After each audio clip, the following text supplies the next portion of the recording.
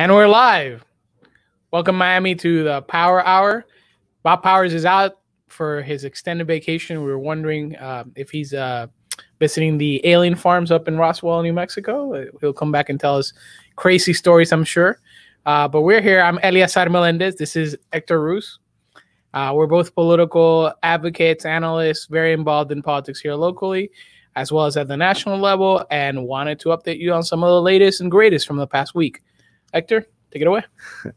Well, the biggest news of this week has actually been this the discussion about the Biden administration's agenda and where it stands now. I think one of the right now we're in the final steps for the passage of the famous infrastructure bill, the American Rescue Plan. Yes, the American Rescue Plan. And but we've also heard news. So we've heard news is going to be a little smaller than was expected.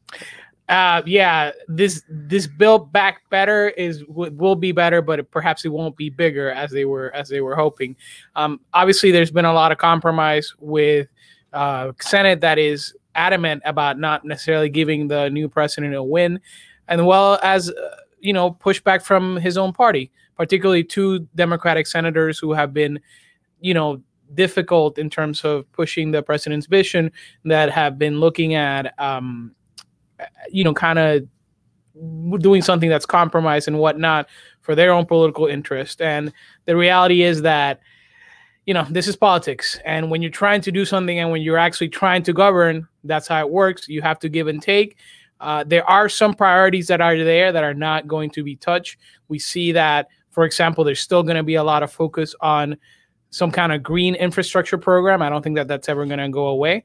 But some of the ancillary stuff, including perhaps some of the broadband and telecommunications expansion, is probably not going to happen in this bill. It'll probably be something that is much more aligned to roads and bridges and that kind of stuff. Well, yeah, we'll still have to figure those fine details out, because I believe there is quite a bit of popularity in those terms of hard infrastructure. Absolutely, they do consider telecommunication under that, although there was some dispute about what the definition of infrastructure is, and so there is going to be there's a process right now of markups in the Senate, and then they're going to do a reconciliation between both chambers, and some things can be added, some things can be taken away. And what's going to happen is a smaller group of lawmakers, senators, and representatives are going to basically be the ones that make the final decision.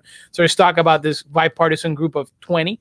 Called the G20, even though there's a different G20, so I don't know why they didn't pick a more original name. But that they're kind of going to be the ones deciding. We used to have the problem solvers caucus talk about this. There's been the group of 8 dealing with immigration. So this is kind of how it happens. This is actually Joe Biden's style in terms of what he's done when he has been a lawmaker. It's unfortunate because these plans are popular. These priorities are popular, and the American people want them.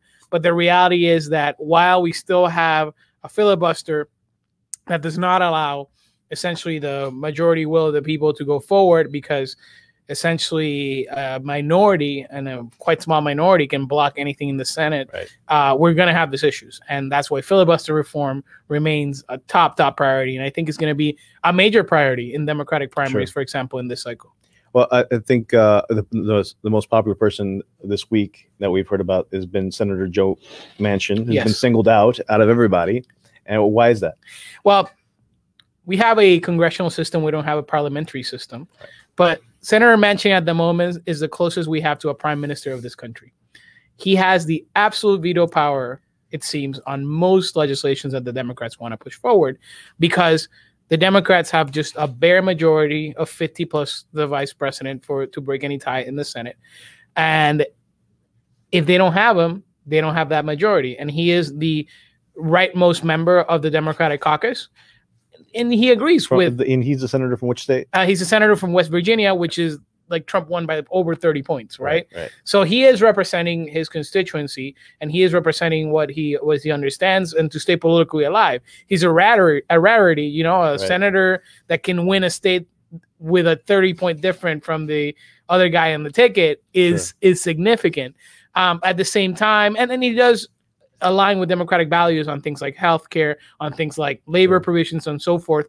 But obviously, to stay alive, to stay in the position he's in, he's had to move way to the right of the Democratic caucus majority, right. and that's affecting what's possible. And he's up for re-election next year, actually, right? Yes, yeah. Is there a Miami connection into that race? Is there a Miami connection? You tell me. It seems like you have is one. There's always a Miami who's this angle. Republican? There's always who's a Miami Republican angle. challenger. You tell me. Isn't it Mooney, the cousin for Miami Mayor Francis Suarez? I did not know that. Is that so? I think I think there might be a primary though on the Republican side though. Right. Well, so there should be. This is a seat that they could definitely like challenge. There's always a Miami connection. There's always a Miami connection. We always have it. Look, the reality is this: we have this situation in spite of the fact that the Democrats do have the bare majority of 50 seats, right? Because we pushed through and we worked our asses off. This is a NC-17 show, right? So we have a situation where, in spite of the work that we did in Georgia to get Senator Ossoff and Senator Warnock elected, we still are somewhat limited. If we didn't have that, right, we wouldn't have had a second stimulus. Sure. We wouldn't have had additional protections for people with foreclosure. So yeah, it's frustrating that a lot of things are not happening the way that we thought they would happen immediately, but a lot has already happened that we would absolutely not have. And the reality is there's a lot of focus on, well, these Democrats aren't moving this forward or Biden isn't moving this forward, but the people blocking what is actually popular for most people in this country is 40-something Republicans in the Senate that just want President Biden to fail. And whether you agree with him or disagree with him, you shouldn't want your president to fail. And I'll say this, the Democrats were trying to impeach Trump fairly early, but when he did stuff that was, like that was something that was moving in the direction of the country, they didn't just obstruct him to make him fail.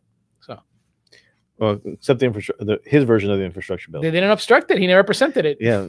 Well, that was also the obstructionist in his own party. Right. That's really what comes down. That was an own goal. But that's also the creature of the congressional system, right? Basically what you said. We have an independent prime minister of Congress who has his own agenda, and why? Because he's up for re-election. Look, we have a disparity. There's an asymmetry in the way that the parties are have priorities in this country, right?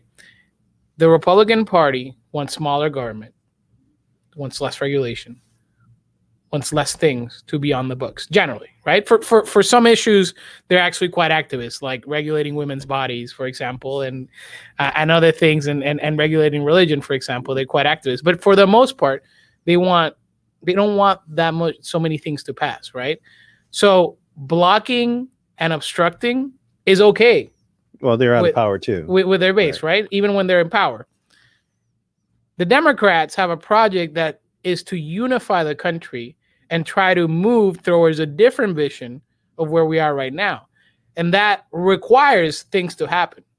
So when you have this asymmetry, when one party is okay with things not moving forward so much and the other party is, then obviously the obstructionism is going to hurt one side more than the other. Sure.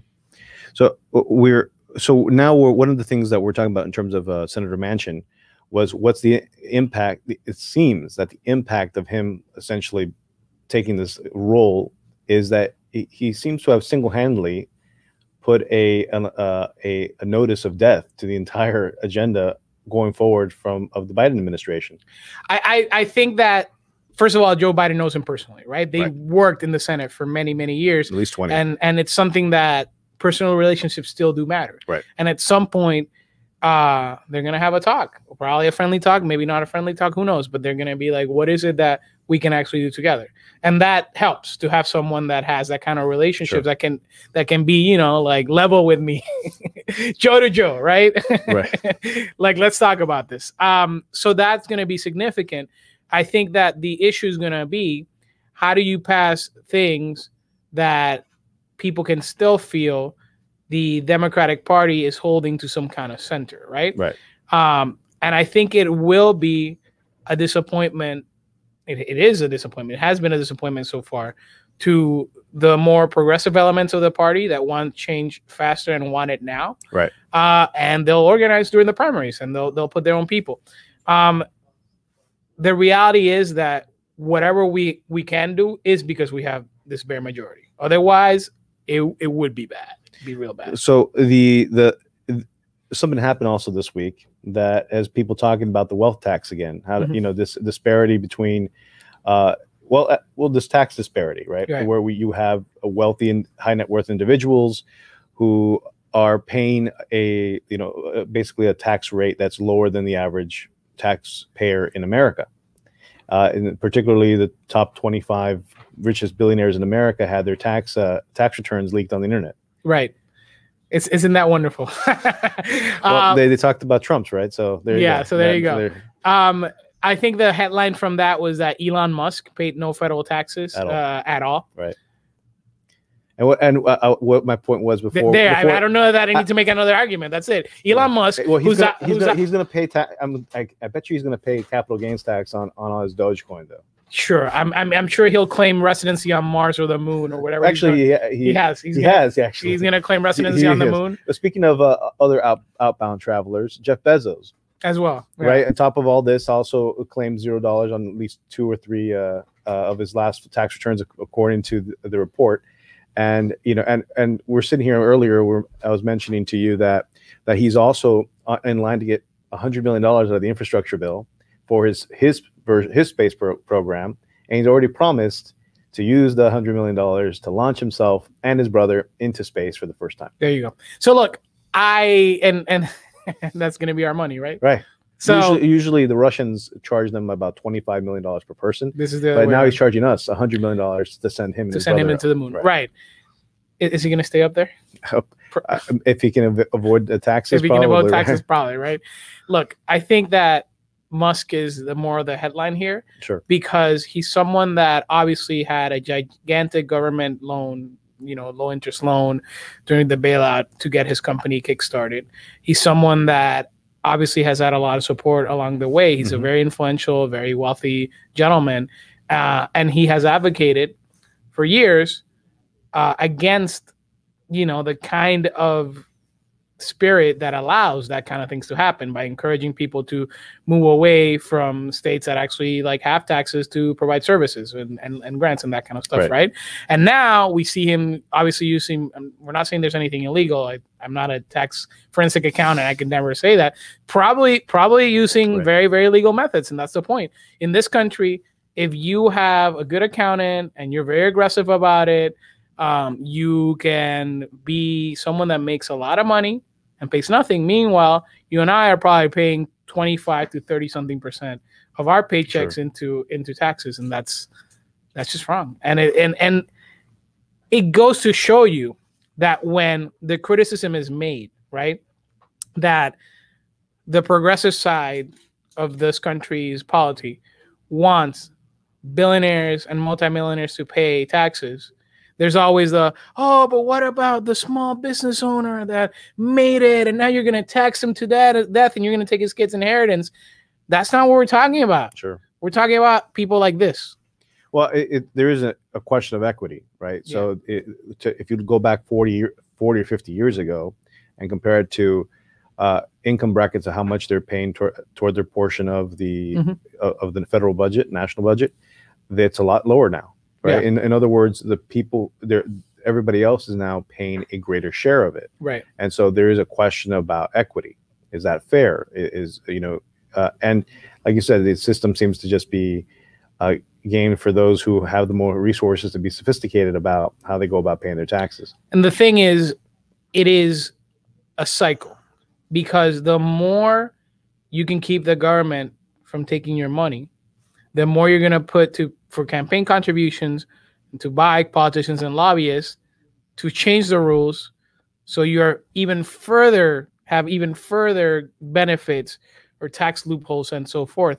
So it's a cycle where money that's not being taken away from you is now being used to further entrench your permanent status as an upper class. And that's an aristocracy. Sure. And that's what we fought against in this country over 200 years ago. Well, once they start claiming that they have a right to it, that's when exactly the things have problems. But speaking of which, so I just earlier said about Jeff Bezos getting $100 million to launch himself into space with his brother. But what about the people who also have a long-standing claim to for federal dollars, particularly for Social Security, right? And particularly in our neighbor in the Caribbean, Puerto Rico. Let's talk about this. Bob Powers is also born in Puerto Rico. But the usual host of this show, Bob Powers, is the one redhead Puerto Rican that we like get away, I guess. I was born in Puerto Rico. I grew up there, and I moved to the United States when I was going to college. So I'm very close to these issues. I'm also someone that's worked very hard to promote the interests of the Puerto Rican community here in the state of Florida, which continues to grow and continues to thrive. Actually, right. In places like Orlando, I'm very proud and touched to see what our people have been able to do. Once they get away from all the government regulations that have been placed upon burdensome on Puerto Rico itself, they do just fine. I mean, people that are able to come into a place and get that kind of support do just fine. Right. And I think regulations are a problem. I think the corruption in the Puerto Rican government, and look. Well, I mean, it's been so long that the expectation of failure is just, it's a running joke. And I'll say this, obviously, I think a lot of it stems from the colonial situation. Absolutely. Where Puerto Rico is one of the world's last colonies, and then that causes a lot of these other problems or leads to these other problems. But Puerto Rico is very corrupt government. You're referring to the colonial policy called the Jones Act. The colonial policy called the Jones Act, the thing that allows the Jones Act to exist, right. Which is the fact that Congress has absolute power to dictate what happens in Puerto Rico. This is important. I don't know if a lot of viewers know this. I always like talking about it. I don't want to get derailed, but there's this thing called Promesa, which is a law that was passed actually under the Obama administration when Puerto Rico had some financial problems. Instead of allowing Puerto Rico to have a bankruptcy like other states would have had, they said, no. We're going to put this board of overseers controlled by Congress and the bondholders to make sure that we impose austerity on Puerto Rico unilaterally against the will of the people of Puerto Rico because we're Congress. Congress would not be able to do that with Indiana, New York, Hawaii, California if they wanted to. If they had financial troubles and wanted to declare bankruptcy, but they can't on Puerto Rico because it's a colony. So that's awful, and that's the situation that we're in. It's unhinged colonialism, one of the last places on earth that sees that kind of situation, and it leads to things like horrible government corruption there. But going back to what's happening with Puerto Rico, there is among the colonial statuses and lack of benefits that we have, the situation where even though Puerto Ricans pay for Social Security benefits, they do not collect supplemental Social Security income if they're disabled.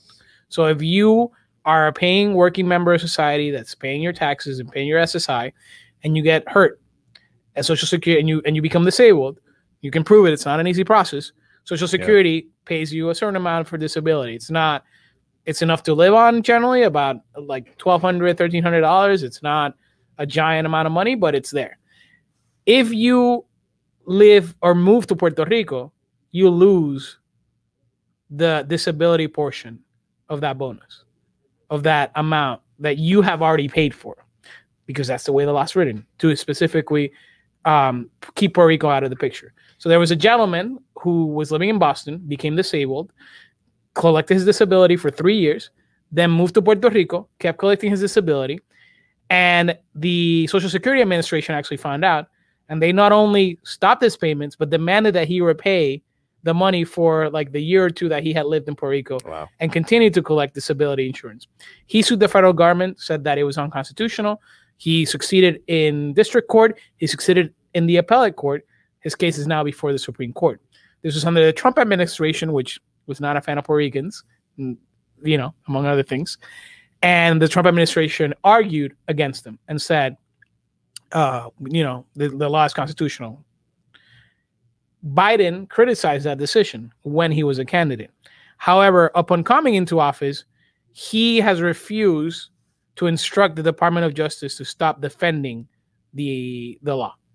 So right now, even though Biden is the president, not Trump, the Justice Department will be arguing against this law that even Biden agrees is unconstitutional before the Supreme Court.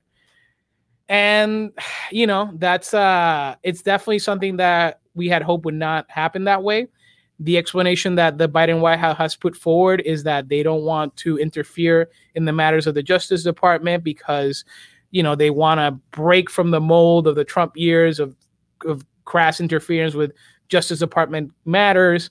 The reality is that I think there's an in-between. Obama very famously interfered with the Justice Department to tell them to stop defending the Defense of Marriage Act in 2011, as well as Don't Act, Don't Tell, I think even earlier in his term.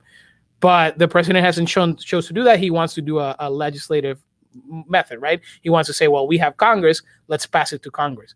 I think that at this point, it's a question of then saying, okay, well, are you going to do that? When's it going to pass, right? So we're going to choose a legislative method, not executive method, to solve this problem. Great. So let's put political capital in making that happen. Right. Let's have all these 60-something representatives and senators that have signed on to the bill for Puerto Rican statehood that say they care so much about Puerto Rico. Right. And the 80-something other representatives and senators that have signed to the bill regarding the other option, which is the decolonization process. So over 140 people there. Let's have them all say, okay, well, the priority for number one for Puerto Rico is pass this bill for parity. Right. And it's not just SSI; it's issues about healthcare funds and Medicare, and this is all about Puerto Rico's special status, because there are large expat communities across Latin America who are receiving these checks, and they live overseas. Right. And it just happens to be that they live in Puerto Rico, and that's a problem. It's because that's the way the law is written. Right. And that's why this is an unconstitutional issue. I mean, I think, and again, this is something that a lot of constituencies within the Democratic Party are feeling, which is they want a lot to happen. Sure. And they had 4 years of nothing happening and then having to fight for our existence every day and feeling that we were under attack. And now we need this opportunity to move things forward. But politics, and especially our system of government with the checks and balances, is designed to be slow. Yeah, well, I'll tell you one thing: the courts are even slower than the legislatures. Right. So, but I was very surprised though that the Supreme Court came out this week in regards to TPS recipients. I don't know if you heard this. Tell me a little bit more about it. So they claim that any immigrant who came to this country through the legal port of entry, right, would not be qualified to receive a green card, or that is to actually even apply to citizenship even if they were on TPS. Mm-hmm. So, in other words, they've disqualified over 400,000 people who have resided in this country for years, right, from a pathway to citizenship. And I think that is a problem that we need to address, not just. And it's a problem in Miami. It's a significant issue in Miami, right? At least in Florida, there's got to be at least 100,000 of them. So it's not just an issue for TPS. Yeah, I think it's an issue for. TPS stands for temporary protected status. Right. If you have, this usually applies to a lot of the Haitian community, Guatemalans. They both had earthquakes. Or it doesn't apply to Puerto Rico, because Puerto Ricans, once they come to the United States, they are recognized as full-fledged U.S. citizens. Right. So there's an issue that I think we need to move away from in terms of making progress in this country, which is to depend on the Supreme Court to do the right thing, right? And I think this has been problematic because a lot of the very significant movement forward in things like equality for LGBT people, in things like, protecting women's health, in terms of things like environmental regulations being upheld, including things like the Healthcare Act being upheld. We have depended essentially on John Roberts, right? Wanting to be in the middle and doing the right thing, right? And that's not a way to govern. I mean, we can't expect the court, especially as this composition has continually changed, to magically be right and magically move itself to be right. And if you study the history of this country, sure, there's been moments when the Supreme Court has been way out of whack with the interest of the country to move forward. They've been sometimes a lot more conservative, sometimes a lot more progressive than the rest of the court, and then the rest of the country in terms of what legislation they're passing. I think that we need to buck up, and I mean progressives who want to see forward movement in this country, sure, and say, we're going to pass this as legislation. And we're going to pass this as simple legislation that's going to be, not foolproof, and it's going to be upheld regarding any constitutional challenges. And we're going to do that, and it's going to get done, and not depend on let's hope that the Supreme Court does the right thing, because at some point it won't. So, and we'll get to that in a moment. Well, I just wanted to give a shout out to Bob Powers, who's actually watching us now. Hey, Bob, from wherever he is on the alien mothership. Are you on Area 51 right now? Right. So bring us back some souvenirs. Exactly. And that is to a shout out to our other favorite Puerto Rican. Tommy, do we have any comments? He says he's bringing hot sauce from Hatch, New Mexico. Hot sauce in California. All right. Well, Bob has some makes some very good chili, so we'll have a little cook-off. But that it goes to show, though, coming back to Congress, that Congress actually has about what it's hovering about under 10% approval rating for the average American. For Congress as a whole. As Congress as a whole. I mean, individual members of Congress. But yeah, you asked him about your individual member of Congress. Get reelected at a 90+% rate. So it just goes to show that we have a bit of a. It's not just an issue of Congress. It is an issue of how people are thinking about this. Right. About this issue generally. So which goes to the next picture, right? Where members of Congress, there's a lot of it's very difficult to move the agenda, even if you're it's a lot easier to stop things clearly, or to be obstructionist. It's been that way for almost 30 years, right? So and in Florida, what does that mean? That means that people, if they see another opportunity to get into a different position or a higher position of office, they tend to take it. So we have a freshman congresswoman, former police chief of the city of Orlando, Val Demings, correct, who has decided to run for U.S. Senate against Marco Rubio, and hopefully Andrew Gillum. I believe she went from police chief to county mayor, and no, her husband's a county mayor. Okay. Well, they're a political family, and they've been very involved in Orlando politics, Central Florida politics, right? He's an interesting character himself, right? Right. He just declared the emergency is over for COVID-19. Yeah, they have a very strong machine of politics in Central Florida. Buddy Dyer, who's the mayor of Orlando, is kind of part of that machine. There's a lot of the state representatives and state attorneys and that are part of it. They're considered to be fairly moderate. There's centrist within. I remember in that area, the state attorney was the one who made noise a few years ago that said that she'll never pursue a death penalty case ever. Yes, Ayala. Yeah. Alexander. No. Aramis Ayala. That sounds right. Yeah. And she's running for Congress now. So there's a lot moving forward. So they're part of a very strong Central Florida family machine. A lot of elected officials are on their side, and it had been expected that she would run for quite a while now. And she's been telling people that she's going to run, I believe, at small meetings, but it hasn't been official. So there's only been rumors and kind of innuendo and things that are happening. There was another congresswoman that was looking to run for the seat from Central Florida as well.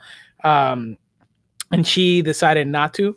When Val Demings mentioned that she would do it, she just did the math, and two people running from the same part of the state who are in Congress, and it just wasn't going to work. So that was Congresswoman Stephanie Murphy, and she decided not to run. So she cleared the way for her to do it in Central Florida. And my understanding is that Congresswoman Demings has been doing some significant outreach to people, especially like in the Tampa, Florida, kind of that I-4 corridor all the way to like Hillsborough and Volusia and all that. I'm not sure what kind of outreach she's done in South Florida or North Florida, but she has a very high profile. She was someone that was on the short list at one point to be Joe Biden's vice presidential pick. Yeah. And that gave her a lot of oomph. And she was one of the stars of the whole process of, I don't know, the first impeachment or the second impeachment against Trump. I think it was the first one. I think she was one of the House managers. She was constantly on the news. So she has quite a profile, and it's been done. Right now, there's 6 or 7 candidates that have filed for this seat. The only other candidate with any kind of profile is our own hometown candidate, which is Miami City Commissioner Ken Russell, and he filed, or he made this announcement with a big video and everything just a few days before. And Tommy, can you play a little bit of that, because we'd like to see like some of those videos and have our public kind of get a sense of these two different candidates, because it's on. So this is Ken Russell. About working with wood is that you're only limited by your imagination. First, you collect the materials. In my case, that meant collecting dead wood after a major storm. Then, I try to make something useful. I'm Ken Russell and I'm running for U.S. Senate. The career politicians have it all backwards. Too many of those we hoped would lead, they just talk. They don't actually do anything or build anything. I believe we should approach politics the way a woodworker looks at a project. So let's you start with what you want to build, you make a plan, gather the right tools, and put in the hard work. All right. Got it. So that's the beginning of Ken Russell's video. It's a 3-minute video. We're not gonna play it all for now.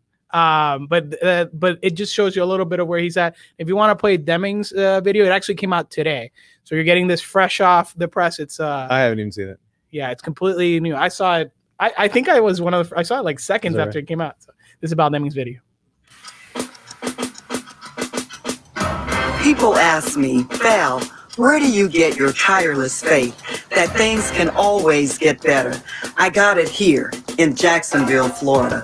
When you grow up in the South, poor, black, and female, you have to have faith in progress and opportunity.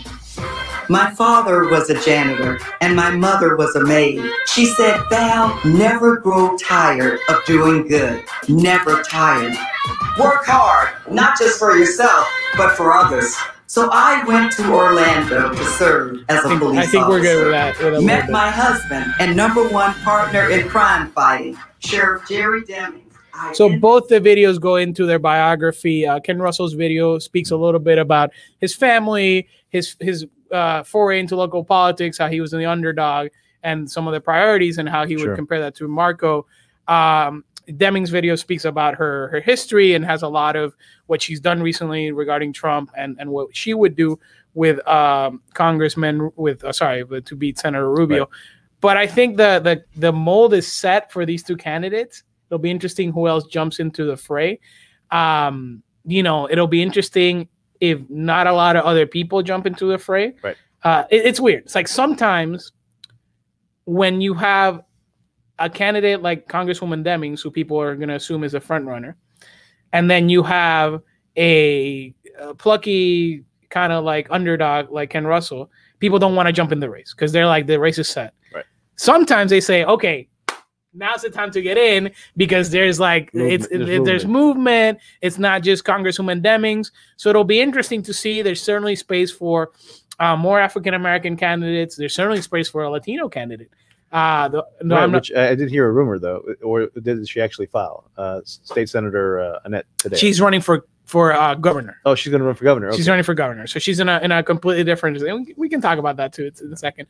But this race is heating up. Right. I think that you saw the videos. Congresswoman Demings is clearly going to run on her accomplishments in Congress and as an elected official, and taking on Trump. Ken Russell is going to run on being an outsider, not thinking like a politician. Sure. That's why the whole woodworker thing comes in there, and we'll see. I mean, I've worked for Ken Russell for full disclosure. I'm not working for him in this race, but I worked with him at the local level and in other races.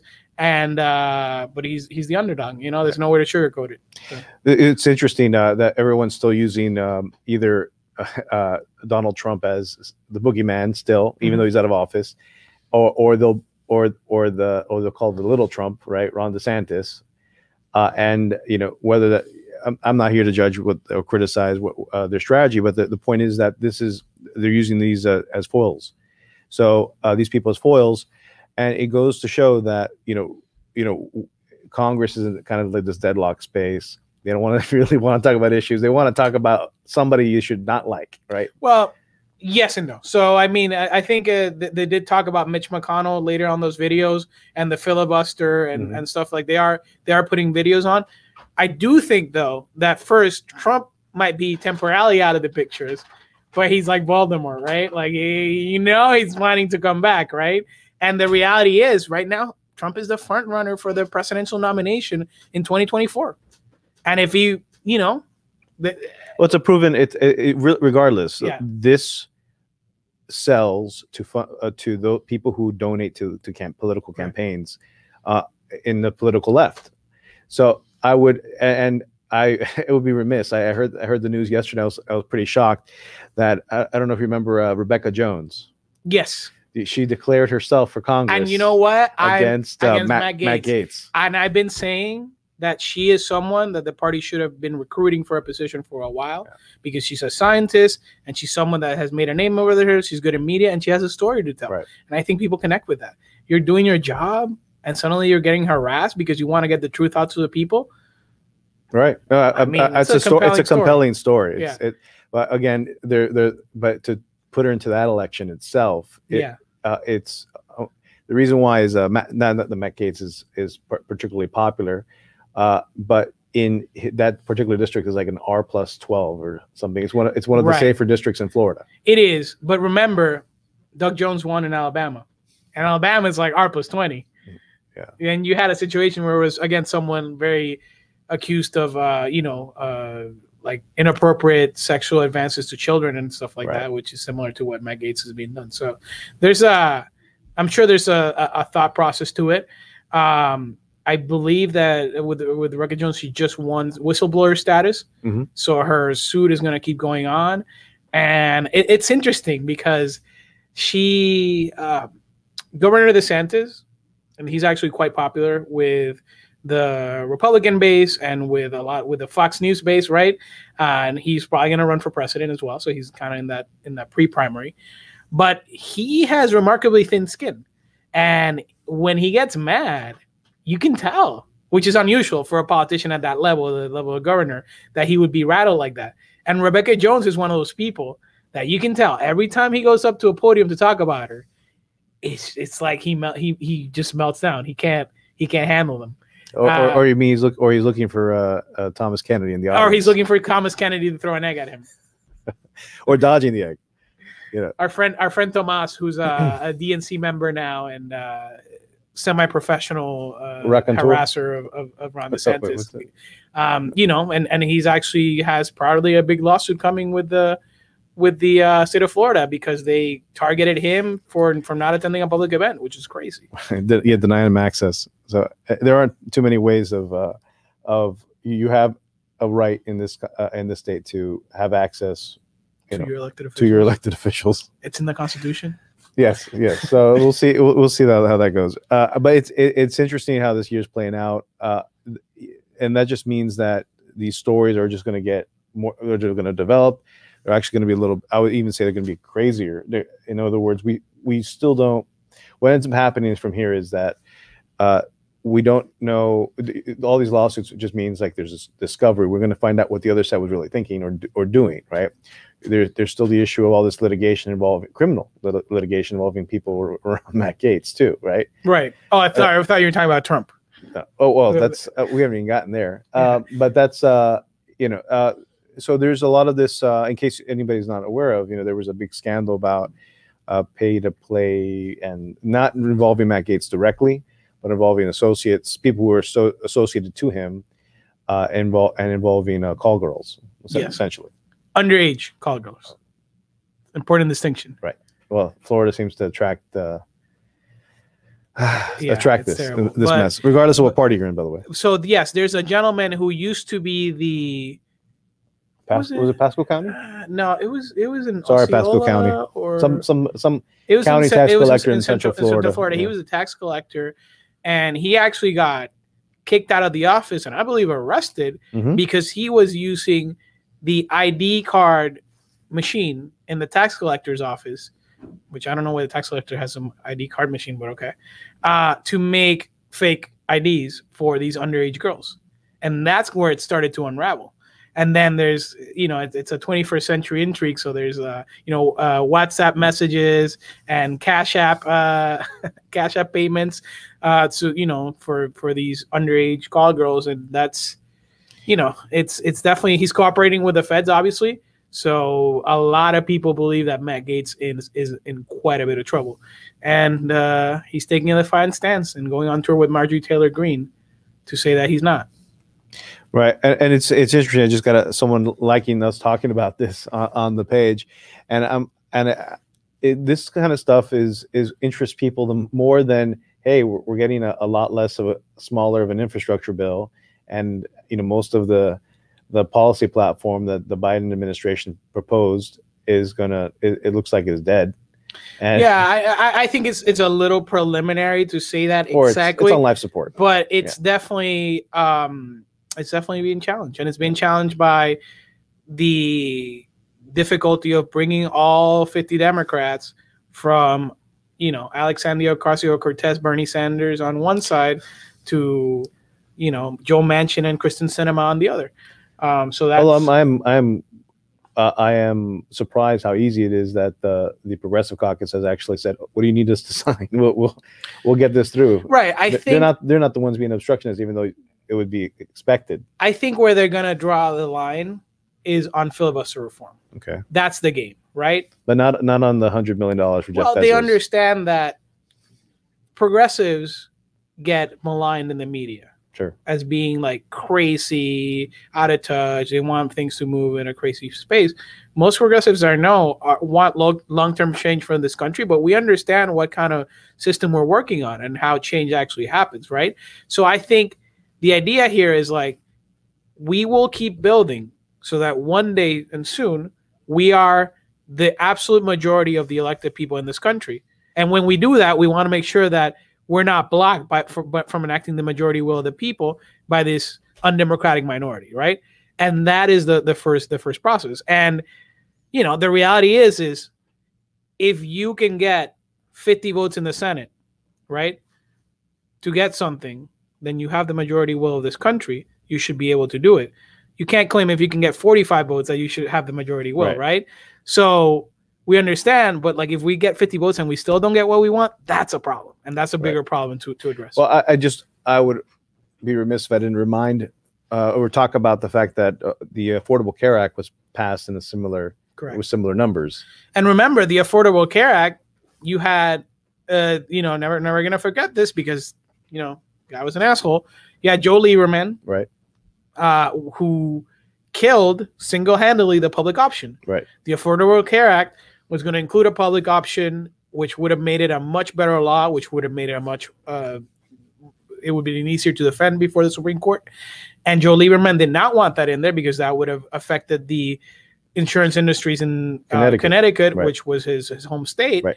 So he said to President Obama, "You will not have my votes as long as that's in there." And he played hardball, and they had to take it out because they needed his vote. And unfortunately, that's so. What do you think is preventing them from getting into handling it the same way, their actual legislative package, in the same manner as they resolve this? It seems like it's do or die for some of this legislation. Some of it can be passed with the 51 vote. Right. I think there's three things that are big right now in Congress. Right. There's the infrastructure bill.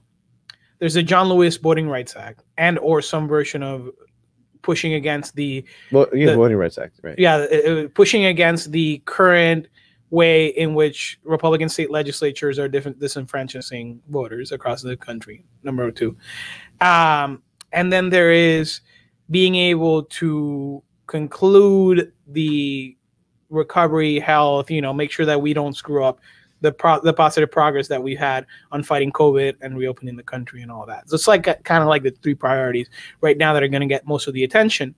And then everything else is going to come after is going to depend on being able to pass it with 50 votes, right? Or like a slim majority. So then filibuster reform comes in as kind of like a auxiliary but overarching theme. So those are the things that you're going to see working on. And as of now, for the Voting Rights Act, for the infrastructure bill, because they want to pass them on the first year, because they're important priorities, because they're directly related to our ability to keep this democracy alive into 2022, you might see a little bit more compromise a la the Affordable Care Act. Once they get filibuster reform in, I think that it'll be a lot more hardened in terms of like, this is what we believe in. Are you in or are you out? So.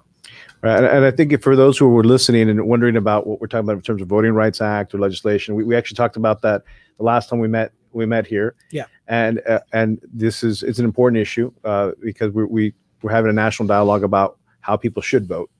And if they are being allowed to vote a certain way, then you don't want to take away that right. Right. And I think ultimately we're going to see an interesting election cycle. regardless, there's expectations that Republicans may be able to take back the House, maybe. But there's there is this question though of people are there are let's just say Republicans can't get it out of their own way.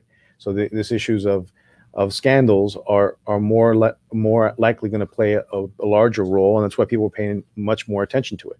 Whether it's the Rebecca Jones, story regarding the DeSantis administration's handling of the COVID-19 response, or public access, regarding Thomas Kennedy, or on the other side of that, you have Matt Gaetz with this call girl underage exploitation. And then you have, and even Marjorie Taylor Greene, who's been stripped of, I believe she's been stripped of all her committee assignments too, right? They took away her committee assignments. Right. So why? Because she refused to wear masks, because she refused, she was one of the stuff about. No, it was a lot worse. A lot more. No, there was a lot of theory. There was the whole fact that she was advocating a theory that Jewish space lasers were causing the forest fires in California. Yeah. Was she a congresswoman from California? No, she's a congresswoman from Georgia. So why is she talking about? Anyway, but the point is, there's a lot of undercurrent craziness out there in politics, and it's for people get elected for a lot of simple and sometimes silly reasons to Congress, and eventually we're going to find out that, and people lose elections for U.S. Senate for silly reasons as well. So I'm going to double check on who's the opponent for Joe Manchin. I believe it is, though. It is. It's got that Miami connection. Yeah, I believe there is that Miami connection of Francis Suarez's cousin out there. Well, talking about the Miami connection, since we have a few minutes left on the show, I wanted to tell the viewers something that's going to happen tomorrow, actually, at the Miami City Commission, so it should be interesting. So some of the people that watch this show have been aware of the La Placita flag mural controversy over the past it's a Puerto Rican flag that's been painted as a mural on a building. There's a restaurant that opened in 2017, and they have had 2018. And they've had a Puerto Rican flag mural on the side of their wall since they opened. They are in a historic district. They are in the Mimo Biscayne Historic District, which is historically designated, which has certain rules for how buildings are supposed to look and whatnot. And basically, when they painted the mural, they had the city cite them for basically saying that they didn't follow the rules of the historic district, right? That's gone back and forth a bunch of times to the city commission and the boards that are relevant. They have kind of bent over backwards, actually, to try to commit to allowing, to having their mural, but trying to have some compromise. And they actually got a conditional permit to keep this mural back in early 2020. And everyone thought this deal was over, and we weren't gonna go there. I mean, it's been a contentious issue in a large part because it's got a lot of racial undertones. Sure. And even some of the commissioners noted that when they went to the commission, and some of the neighbors that opposed this were basically like, they weren't just opposing the mural. They were saying like, well, you Puerto Ricans are loud, and we don't like the salsa music. And it's like, yeah, well, it sounds like you're racist, So it's been an issue that's gone back and forth because of that. And the commission gave them a conditional permit. Unfortunately, earlier this year, the city cited them again in what, I believe, and I have plenty of evidence, is a completely illegal and deficient manner, and now it's going back to the commission.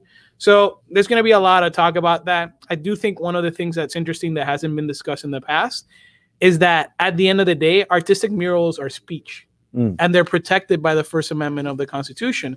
And as you know, when you have government regulating protected speech, when you have government addressing things that are protected by the Bill of Rights, they're actually quite limited in what they can do, right? Sure. So I think that cities operate, and local government kind of operates on a consensus focus model where like commissioners tend to say, well, can you go talk to the neighbors and work something out? Can you figure this out with this person? Can this business owner and this other person that have a competing interest come together and make a deal?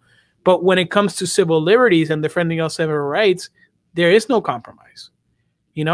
I have a right to express myself, and I don't have to abridge that based on making the neighbors feel good. And quite frankly, even though that doesn't sound like it leads to a good result because it's going to lead to someone being pissed off, that's actually a good thing. If we didn't have our political infrastructure supporting individual liberties, over this, neighborly harmony or whatnot, we wouldn't have had in this country a civil rights movement, because people in the 50s and early 60s were not, even some liberals were like, yeah, we're not ready for this. It's going to cause too much strife. But the leaders and the courts and the people that were ahead of this said, look, these are individual freedoms. These are guaranteed rights. It doesn't matter how you feel about them. You have to let people have these rights and have these liberties, and so on and so forth. There's been a lot of cases in First Amendment law where they have said, well, like teachers want to teach science, for example, at the turn of the 20th century. And the moral majority of this country disagreed that they should teach evolution, because back like 100 something years ago, this country was a lot more religious, and teaching evolution went against what the Bible said. And the majority of this country felt that was wrong. And yet it was seen as like, well, but you have a right to expression as a teacher to teach what is the truth. Mm-hmm. And so on and so forth, down to, the people protesting, the Westboro Baptist Church protesting the funerals of the soldiers in more recent years. And even though that's despicable and hateful what they're doing, they have a right to say whatever they want. And I disagree with them, but I will defend their right to say that. So I think it's interesting that a potentially constitutional issue is going to come down to the city of Miami. And I encourage anyone that's interested in it to, hear the meeting tomorrow, get a little bit more engaged, because at the end of the day, they're your rights too. And my freedom of speech is affected today, and your freedom of speech could be affected tomorrow. All right. I mean, the whole point of zoning rules is this expression of police authority, right? Correct. But like we've been talking about regarding police reform generally for last year, as a country, there is a limit, right? So this and the limit reaches really where common sense proportions is really where we're kind of getting down to. So free expression is actually one of the building blocks of American society. So it's fundamental. It's a fundamental building block of American liberal society. We have civil discourse. We have to do it for entertainment purposes. We do it for religious purposes. Frankly, we do it for any purpose. But and that's supposed to be not discouraged, not encouraged, but certainly not discouraged. Right. Well, rights are rights, and there's a very famous saying that says, if you have to ask permission to do something, then it's no longer a right. Right. So that's important. You don't have to ask permission to do what the Constitution already gave you permission to do. All right. Well, I'll leave it at that. And, I want to thank everybody for tuning in to the program for the Power Hour. We're here temporarily. Yeah, we'll see. For Bob Powers. If Bob Puerto comes Rican back power with a few, Martians, then I guess he'll displace us. So we'll see. That will be a show. I'll be here for that. It'll be pretty popular. I want to thank our producer, Tommy. Hey, Tommy, you want to say something? No, I'm good. Yeah, there he is. There you go. He also produces a great sports show that you can catch here also on Miami's community newspapers. All right. Thanks for watching. We'll see you next week.